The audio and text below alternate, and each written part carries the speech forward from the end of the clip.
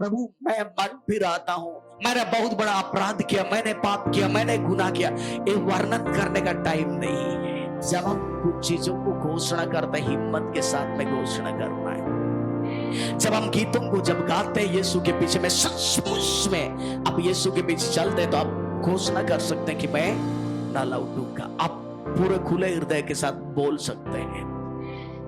नहीं तो फिर आप जो है सोचेंगे, संदेह करेंगे, तो सब खत्म हो गया।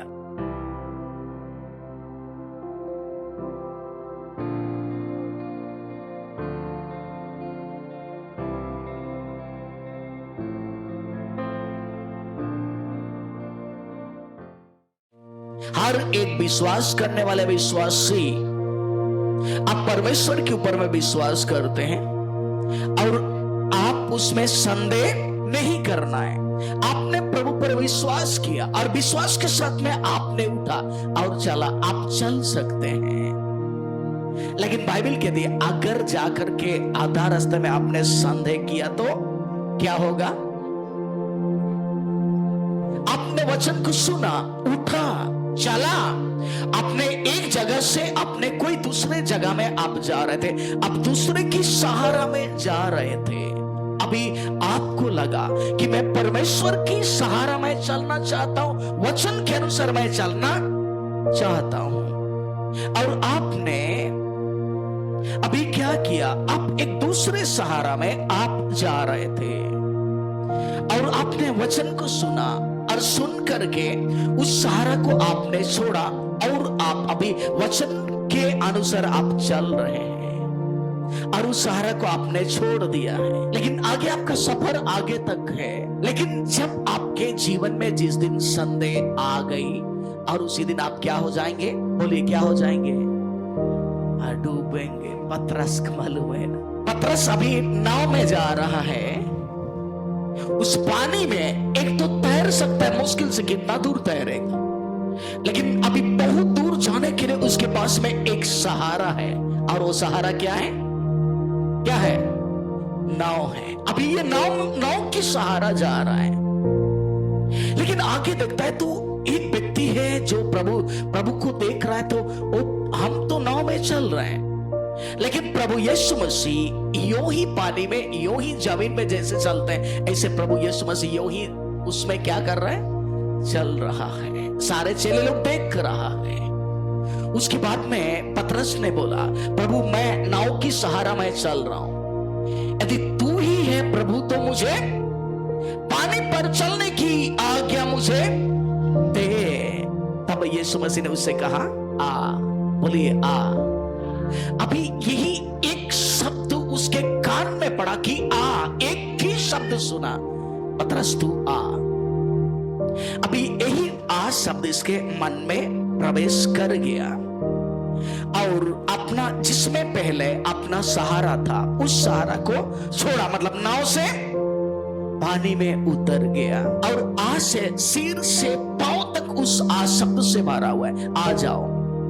अभी सीधा पतरस पानी में उतरा, आराम से पानी में चल रहा है, और जब तक उसने संदेह नहीं किया तब तक डूबा नहीं। लेकिन वो प्रभु के पास में अभी उनको देख रहा है, उसकी आवाज को सुना है और उसमें जा रहा है। उसके बाद में सोच रहा है, उसने तो बुलाया आ, मैं जा भी रहा हूं, लेकिन वहां पर मैं पहुंचूंगा, अगर वो प्रभु नहीं रहेगा तो, अगर भूत है तो। उसी समय उसको भूत पैर में पकड़ करके अंदर खींच लिया, पानी भी उसको छोड़ दिया, जा डूब मारो। और उसी रीति से आपने सुना परमेश्वर के वचन को, आप अलग अलग अपने नाव में आप जा रहे थे और आपने प्रभु की आवाज को सुना, और उस आपके उस अलग उस नाव की सहारा को आप आज कलीसिया में आने के चलते आपने उसको छोड़ा और प्रभु के साथ में आप चल रहे हैं। आप प्रभु के साथ में चलते हैं। आपकी आवाज, आपको जो वचन चाहिए वो आपको कलीसिया में वचन बहुतायत के साथ में मिलती है या नहीं मिलती है? मुझे मालूम है, क्योंकि परमेश्वर हमें वचन को देता है। कलीसिया को क्या जरूरत है? और उस वचन को प्रभु देता है। हर रोज बोलने से हर रोज प्रभु देता है, क्योंकि ये परमेश्वर की मर्जी है। परमेश्वर ने कलीसिया को खड़ा किया है। आपको प्रभु ने एक दूसरे नाव से प्रभु ऐसे ही चलने के लिए आपको बुलाया है। आप उसमें चल रहे हैं, लेकिन आप जो है एक तो संदेह करेंगे या शैतान की आवाज को जैसे ही सुनेंगे, और ऐसे ही यीशु के पास में उनकी चेहरा को देखने वाला पतरस पानी में डूब रहा है। तो आप कलीसिया के साथ में चलने वाले भी, जब आप दूसरे शब्दों को, जब आप कलीसिया की, जब बाहर की बातों को आप सुनेंगे, डूबने के अलावा दूसरा और कोई भी उपाय नहीं है। लेकिन डूबते डूबते अगर एक बार भी अगर चिल्ला ले तो बच सकते हैं। हालेलुया। अगर नहीं चिल्लाएंगे खत्म। लेकिन अगर आपने एक बार भी आपने चिल्लाया, क्या चिल्लाया? हे प्रभु मुझे बचा। वहां आराधना करने की जगह नहीं है, वो डूब रहा है। प्रभु ने एक शब्द आ, वो चल रहा है। जब उसने मन में सामने कि डूब रहा है, उसको प्रार्थना करने का समय भी नहीं है। उस समय में ऐसा नहीं है, ऐसा नहीं है, प्रभु मैं मर भी रहता हूं, मैंने बहुत बड़ा अपराध किया, मैंने पाप किया, मैंने गुनाह किया, ये वर्णन करने का टाइम नहीं है। एक शब्द बस, हे प्रभु मुझे बचा ले, मैं डूब रहा हूं। प्रभु तुरंत गया, उसके हाथ को थामा और वहां से उसको बाहर खींच करके निकल करके फिर उसी पानी में खड़ा किया और यीशु के पीछे चलने लगा। हालेलुया। उसके पतरस अभी यीशु के पीछे चलने लगा। तब उसको समझ में आ गया, जब मैं यीशु को पे आगे से देखा और मैंने उसको देखते हुए जब मैं चल रहा था, जब मेरे मन में संदेह आया, मैं डूब रहा था, जब मैंने उसको एक बार बुलाया, उसने एक ही बार मुझे खींच करके फिर बाहर आकर के खड़ा कर दिया। अभी यीशु मसीह कहता है मेरे पीछे में हो ले, और जो मेरे पीछे हो लेगा वो अंधकार में नहीं चलेगा परंतु जीवन की ज्योति को पाएगा। अब पतरस क्या गीत गाता होगा?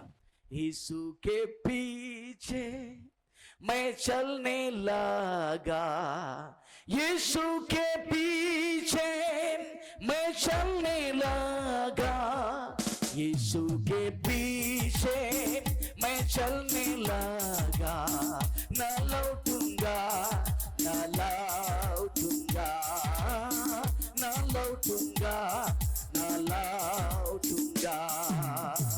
कर कोई मेरे साथ न आवे, कर कोई मेरे साथ न आवे, कर कोई मेरे साथ न आवे, न लौटूंगा, न लौटूंगा, न लौटूंगा, न लौटूंगा।